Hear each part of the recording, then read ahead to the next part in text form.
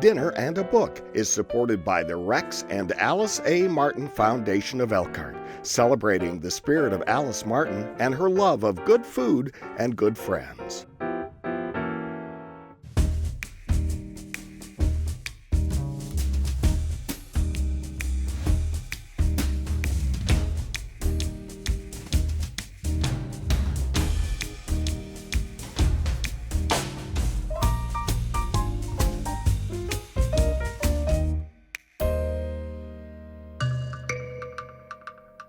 New Zealand chef and restaurateur Ben Shewry's memoir, Uses for Obsession, is both the story of his career and a manifesto for reviving local food traditions.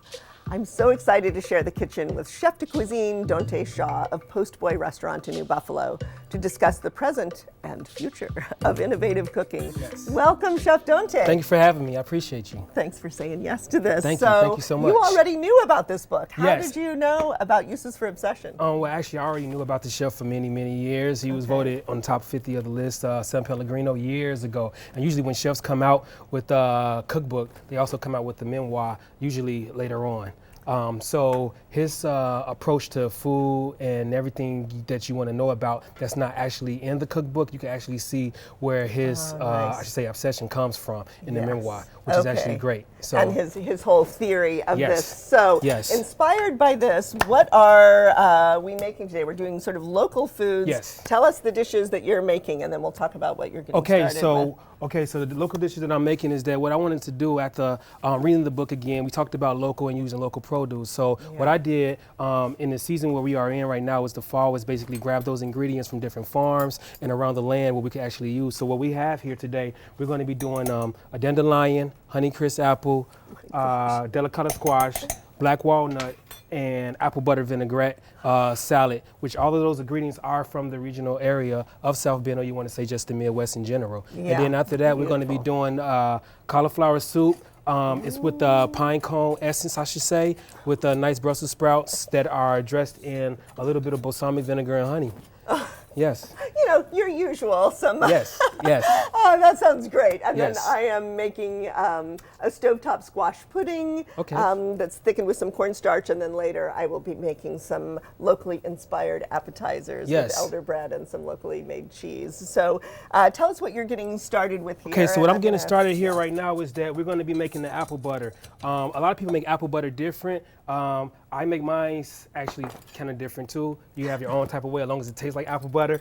So what I have right here is a little bit of brown sugar. It's light brown sugar. You can use dark brown sugar depending on the depth of the apple butter you want to have it as. Okay. So it has a little bit of like warming spices in it. So it has a little bit of cardamom, it has a little bit of nutmeg, has a little bit of cinnamon, also has a little bit of allspice in there and some clove. So this is going to just definitely reduce down for you, and it's going to, I should say, caramelize in the pan. As it's caramelizing in the pan, we're going to be actually working on slicing our apples. So what I have here, you can keep the peel on if you want to. I sometimes like to keep it on, but we're going to be using these Honeycrisp apples, which actually came from Freeman's Farm out there in Michigan. Like I said, it's local. They're gorgeous. So you can actually you can actually just cut these however you want to. You can chop them. You don't have to do a nice slice to them because these going to basically just reduce down in the pan and be cooked, and then you're going to blend it up already. All right, this So you can already take looks so festive. Yes, and what you got going on over there?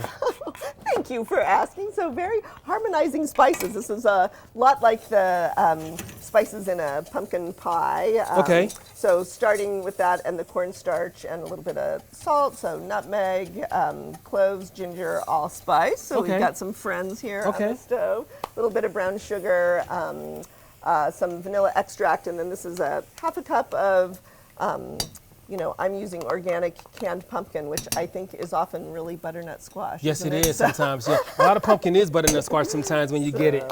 Yes. And you could, of course, make this yourself, but you mix all this together here, a little bit of vanilla.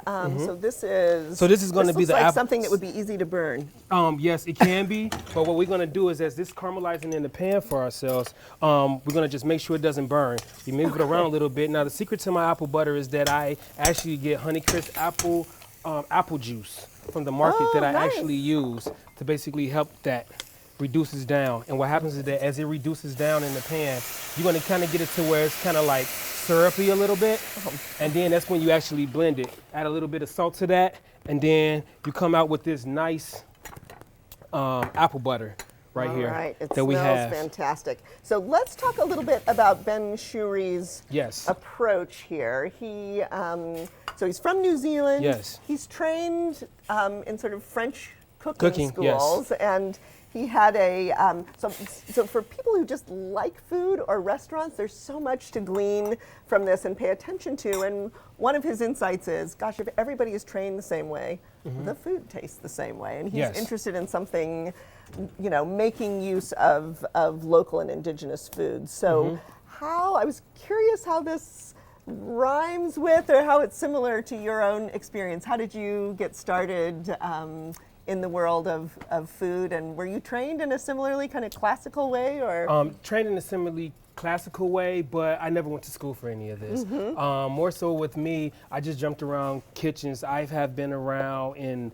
I should say, country clubs, casinos, 3 Michelin star restaurants, fine dining steakhouses, things like that. For me, it was back in the day where we didn't really have YouTube as much, you know. So it was me going. You had to actually learn. Yeah, I had to actually learn. So we had to go to the library, we had to read, and we actually had to stay. So I would be at home just literally tornading vegetables, learning in my brunoise, just actually out of cookbooks and things like that. And how old were you when you started doing that? When I started to do this, I was about 17 years old, actually.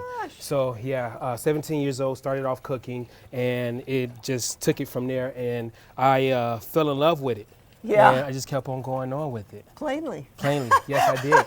Yes, I did. So going on with the apple butter, there are a few things that we're going to cook here, but we're going to make it definitely easy. We're going to take a Delicata squash. It's a winter squash, which is good. I already sliced it. I didn't want to cut it on a board here. So we're taking it. We're going to scoop out the seeds, and then with this, the skins are definitely edible. So you would definitely want to keep the skins on and definitely.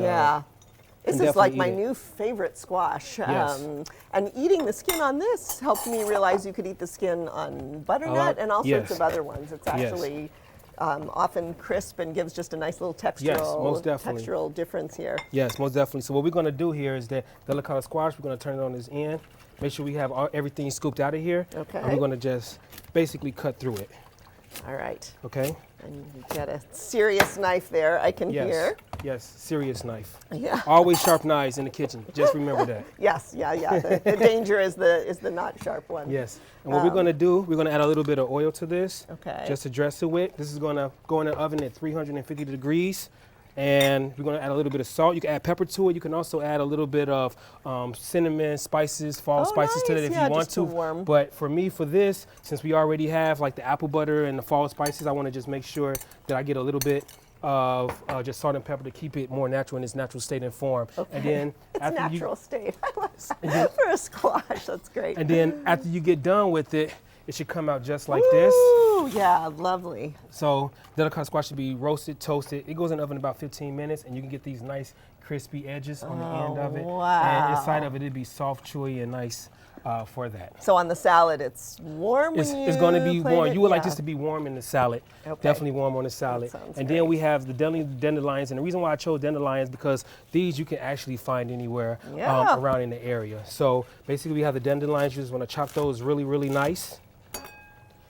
Those are some gorgeous leaves. Yeah, yes. Anywhere that people don't use poison on their lawns. Yes. So, and I'm just very glamorously whisking this until it thickens on the stove. But yes, really and then what I did is we took some chopped black walnuts. Black walnuts grow in the Midwest, especially in South Bend. It's local too. So we got chopped walnuts here, and then we just toasted them in the oven at 350 for about 5 to 10 minutes, and then we're going to toss that in there. And they have a different kind of flavor profile than regular walnuts, right? Yes, they do. They're very in depth. Okay. I would say it's one of those, like if you was to, it's like you have light brown sugar and you have dark brown sugar. Okay. That's a good example to have when you think about the walnut. Intensity. You know, it's more intensity when it comes to that. Okay. So what we're going to do is cut some of these nice apples. Okay. Yep, take that off. And while you're doing that, maybe we could talk a little bit about Shewry's idea of terroir. I sort of love this. We often hear about terroir in terms of wine. Yes. He talks about it in terms of potatoes. Yes, yes. Which of course makes sense as soon as you think about it, that root vegetables grow in soil, and Yes. soil is different Yes. everywhere. Yes. So how did that kind of strike you as a reader and a chef? And do you think about terroir I in that definitely way? do. So living in Florida is completely different than if you Yeah. was living in the Midwest and you have the vegetables. I have had some things that are better, and our apples are 100% times better in Florida than. What? Yes, apples up here in the Midwest are really nice. Not like in Washington, Okay, but okay. in the Midwest definitely. Okay, But yes, when you go down to Florida, the apples are sometimes they can get a little bit of mealy. Sure. I should say. Ours are local. Yeah, and ours is local too. And the apples that grow down there is kind of different. Yeah. But also too, down in Florida, they have, I would say, the strawberries are a little bit better. You know, so Okay. We'll give them so we give them strawberries. strawberries. So it's one of those things that definitely in certain regions the food is, let's say produce or vegetables are definitely different when it comes to that. So you're a chef here in Michigan. This is finally starting to thicken just a Yes. little bit. I'll probably finish cooking this up a little bit, and then you chill it, and it'll be ready Yes, to and then serve. what I'm going to do, I have the dandelions greens in here. I also have the Honeycrisp apples and the black walnuts, and I'm going to toss it with Delicata Squash in here also too. Okay. And I'm going to have that in there, okay? That And smells, then- and this is now just smelling caramely. This is Yes, like really like autumn fall, in yeah. a snootful. So- Yes, and also too, what we have is the butternut squash already made.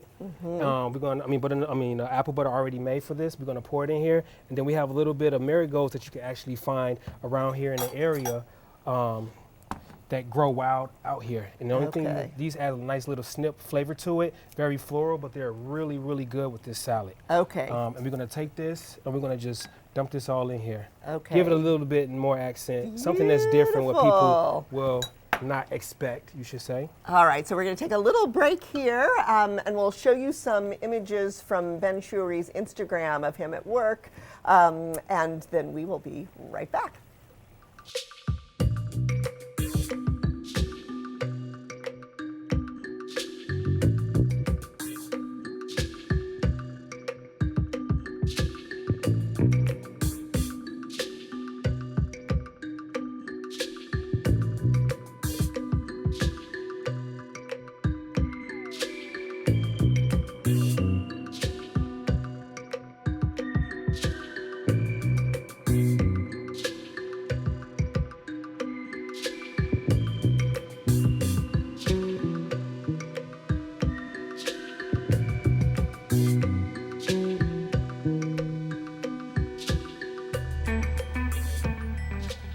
Right, my pudding is chilling in the fridge, and Yes. I'm here with Chef Donte Shaw. We're having so much fun Yes. making local foods, and you got to tell me the story of this pan. What are you making in this segment? So what I'm making in this segment is a roasted collard and a pine essence soup, you should say.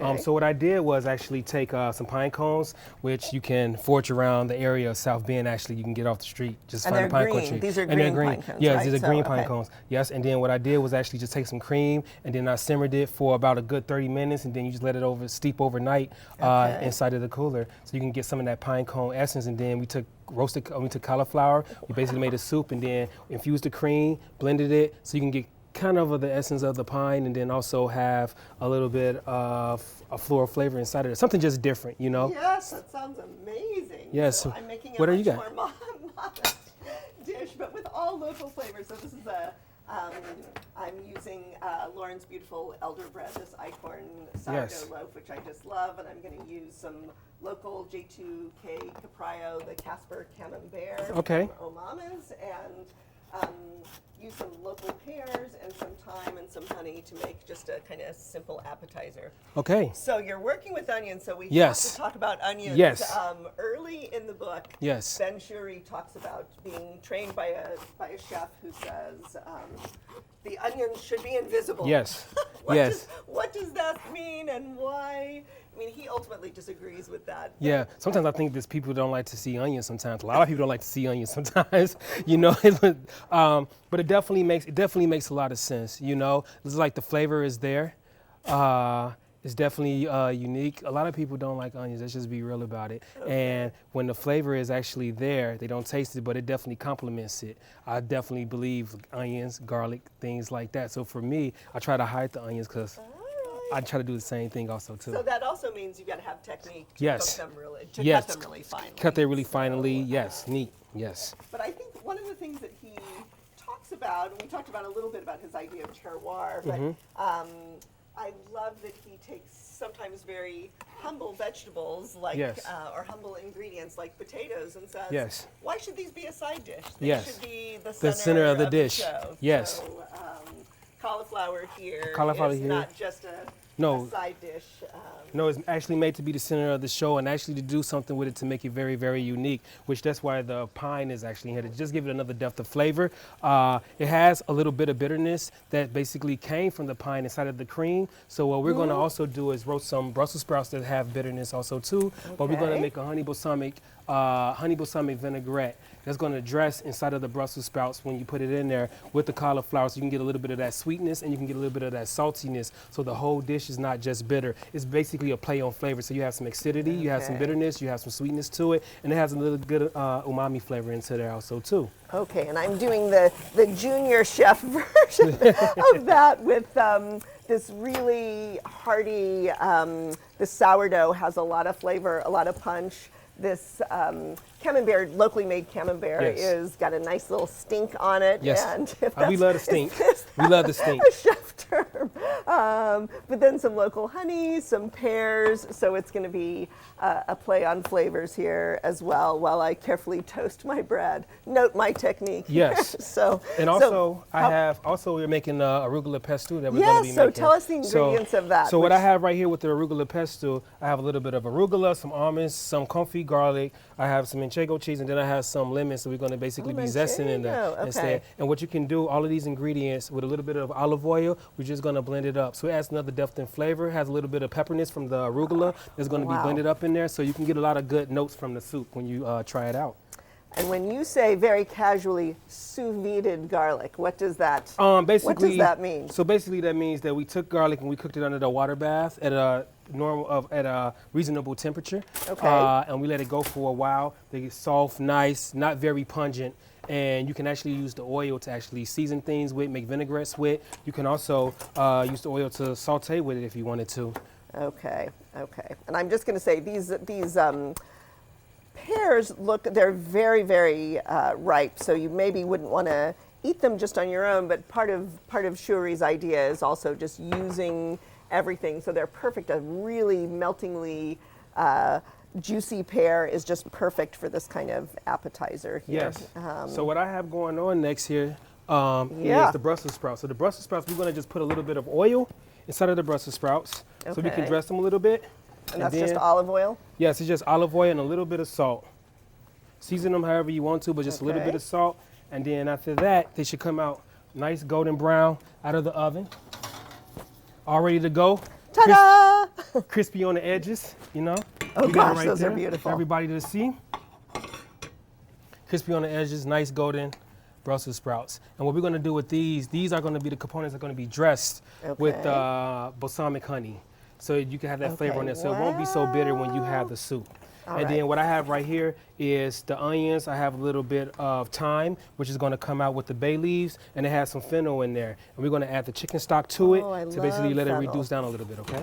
Okay, that's great. And I'm just kind of stacking these up like little shingles here. We do have very harmonizing flavors. I've got some also thyme and some honey as well.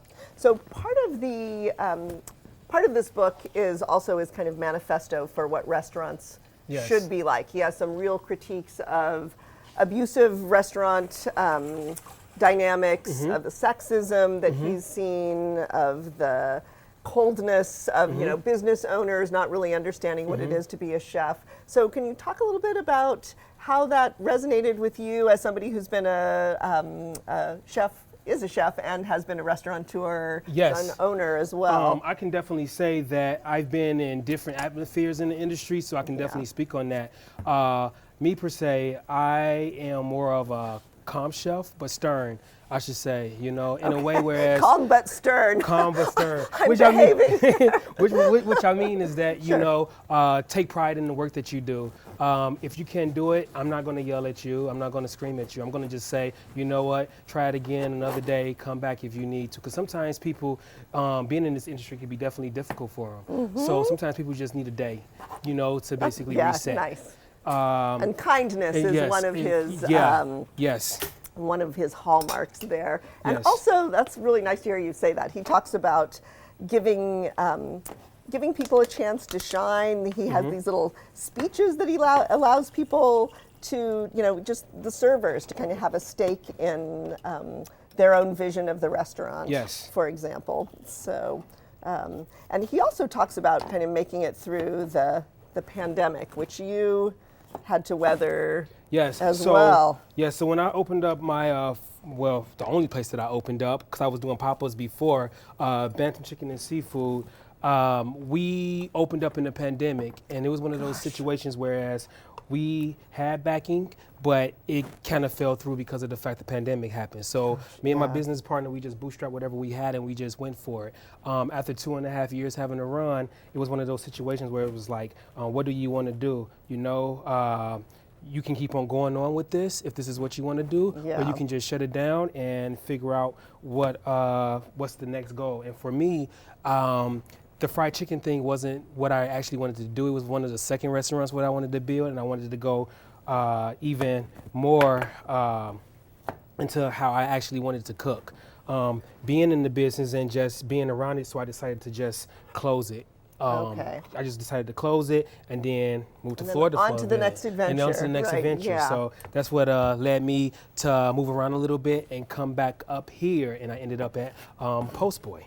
Okay, which is just, if you haven't been up there yet, this in New Buffalo, it is absolutely exquisite and lots of really adventurous food. Yes. So Shewry's really interested in, indigenous foods. He talks about cooking saltwater crocodile. Yes. But you too are Mr. Innovation. Yes. So what, behold, what other kinds of ingredients do you really enjoy working with? Well, in the Midwest, most definitely elk is one of the. I'm pretty much of a meat eater, I should say. Yeah. So I like things like elk. I like things like venison. I like a lot of game meat. Things that a lot of people don't tend to actually.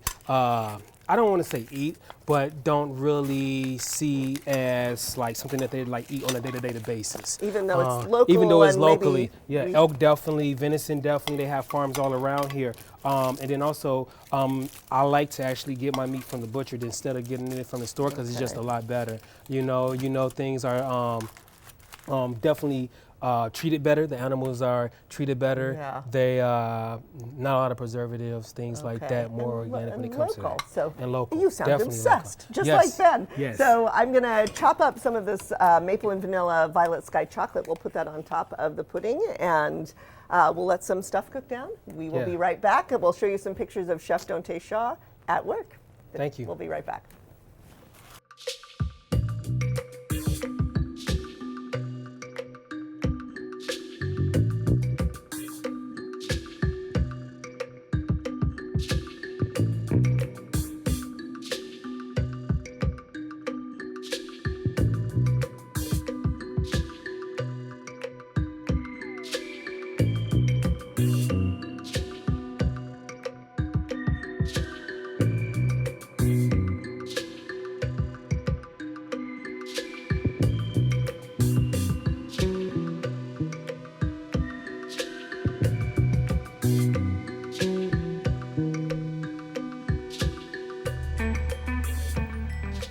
Chef Donte Shaw and I have made a feast inspired by Ben Shewry's uses of obsession. These are such beautiful dishes. Yes, Tell us what thank you made here. So what I made here is cauliflower infused pine cone soup. We have a little bit of wild arugula pesto around it. We also have some Brussels sprouts that's basically been dressed with a little bit of balsamic vinegar and honey. And then we have a little bit of Manchego cheese and some toasted almonds. And then to your right, we have the dandelion, honey crisps, and Delicata Squash salad with a little bit of apple butter, vinaigrette, and some black walnuts. Oh my gosh. Everything and that I can go have local. pudding. I have some stovetop squash pudding that I have topped with candied ginger and toasted nuts on one, and then Hans Westering's wonderful Violet Sky chocolate. This is maple and dark chocolate, and some elderbread toast with local J2K Capraio cheese and some herbs from my garden. Nice. So what will resonate with you most? What sticks with you from this book? How you should be always authentic.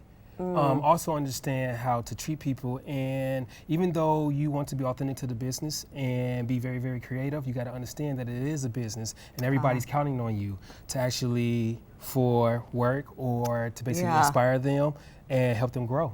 The ethics of all of this is so clear in here. And for those of us who are not chefs, which is most of us, there's a wonderful call to action to be an ethical patron and to really support restaurants, especially local restaurants who are maybe taking some chances, making innovative food like this, that we can support them with word of mouth and our own business.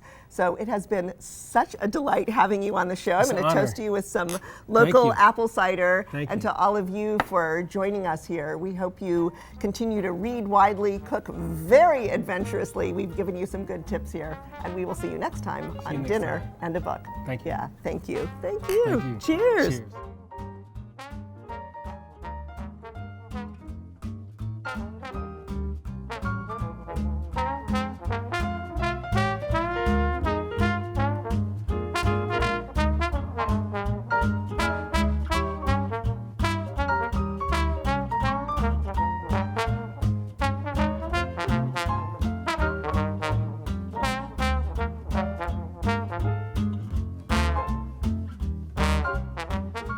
This WNIT local production has been made possible in part by viewers like you.